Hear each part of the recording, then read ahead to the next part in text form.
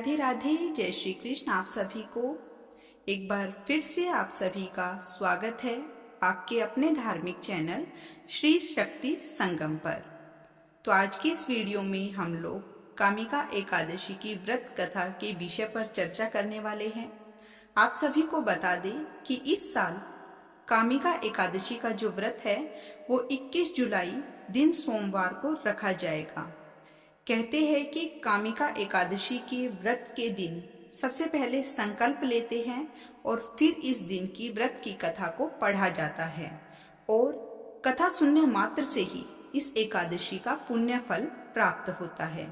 जैसा कि आप सभी को बताया गया है कि 21 जुलाई दिन सोमवार को कामिका एकादशी का जो व्रत है वो रखा जाएगा, यानी कि सोमवार जो कि श्रावण मास का दूसरा सोमवार भी पड़ रहा है।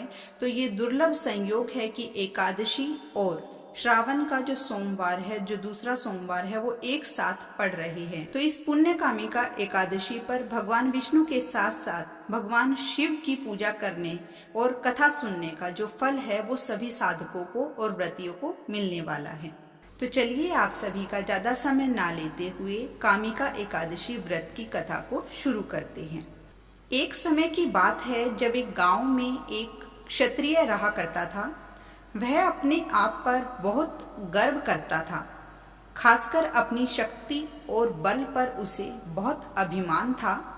क्षत्रिय भगवान को बहुत मानता था, लेकिन उसके मन में घमंड था कि वो हर दिन भगवान विष्णु की पूजा करता है और उनकी उपासना में लीन रहता है। एक दिन वह किसी महत्वपूर्ण कार्य के लिए घर से बाहर यात्रा के लिए निकला। रास्ते में उसकी मुलाकात एक ब्राह्मण से हो गई। दोनों में किसी बात को लेकर झगड़ा हो गया और झगड़ा इतना बढ़ गया कि बात हाथापाई तक आ पहुंची। क्षत्रिय बहुत बलवान था, इसीलिए ब्राह्मण अपनी शारीरिक दुर्बलता के कारण क्षत्रिय के वार को सहन न कर पाया और वह वहीं गिर गया और उसकी मृत्यु हो गई। ब्राह्मण की मृत्यु से क्षत्रिय हक्का बक्का रह गया। उसे अपनी गलती का एहसास हुआ और वह बहुत पछताया। ये पूरी बात गांव में आग की तरह फैल गई। क्षत्रिय युवक ने गांव वालों से क्षमा याचना की और ब्राह्मण का अंतिम संस्कार खुद करने का वचन दिया, लेकिन पंडितों ने अंतिम क्रिया में शामिल होने से इनकार कर दिया। तब उसने ज्ञानी पंडितों से अपने पाप को जानना चाहा, तो पंडितों ने उसे बताया कि उसे ब्रह्म हत्या दोष लग चुका है, इसलिए हम अंतिम क्रिया के ब्राह्मण भोज में आपके घर भोजन नहीं कर सकते हैं। यह सुनकर क्षत्रिय ने ब्रह्म हत्या दोष के प्रायश्चित का उपाय पूछा। तब पंडितों ने कहा कि जब तक वह सावन मास के कृष्ण पक्ष की एकादशी तिथि को विधि पूर्वक भगवान विष्णु की पूजा नहीं करता है और ब्राह्मणों को भोजन नहीं कराता और दान दक्षिणा नहीं देता, तब तक वह ब्रह्म हत्या दोष से मुक्त नहीं हो सकता। क्षत्रिय ने ब्राह्मण के अंतिम संस्कार के बाद पंडितों की सलाह को मानते हुए कामिका एकादशी के दिन पूरी श्रद्धा और विधि के अनुसार भगवान विष्णु की पूजा की। फिर उसने ब्राह्मणों को भोजन कराया और दान दक्षिणा भी दी और इस प्रकार भगवान विष्णु की कृपा उस पर हुई और वह क्षत्रिय ब्रह्म हत्या दोष से मुक्त हुआ।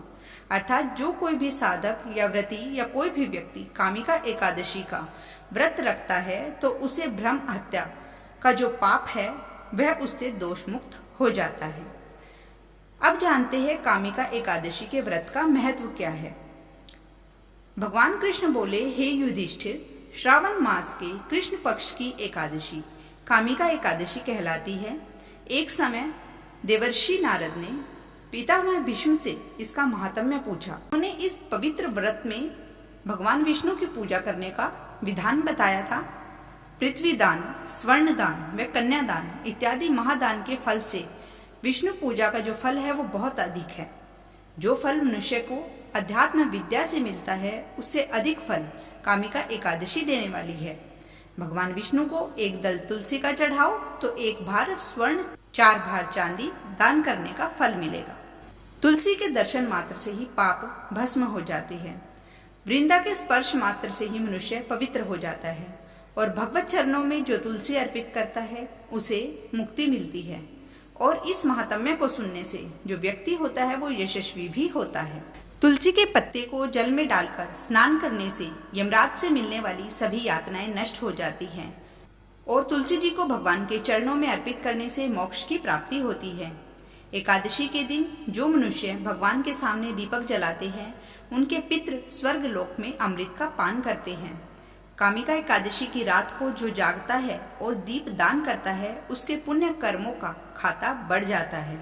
तो इस प्रकार आप सभी ने इस वीडियो के माध्यम से जान लिया होगा कि कामिका एकादशी का जो व्रत है वह आपको वर्तमान और पिछले जन्म के पापों से मुक्ति दिलाता है और वाजपेयी यज्ञ के समान पुण्य फल की प्राप्ति होती है।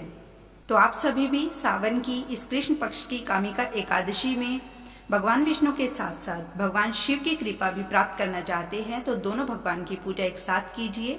कि कहते हैं कि इस एकादशी के दिन व्रत करने वालों के जीवन से सभी प्रकार के कष्टों का अंत हो जाता है और घर परिवार में सुख समृद्धि आती है। तो ये थी कामिका एकादशी की व्रत कथा और उसका महात्म्य।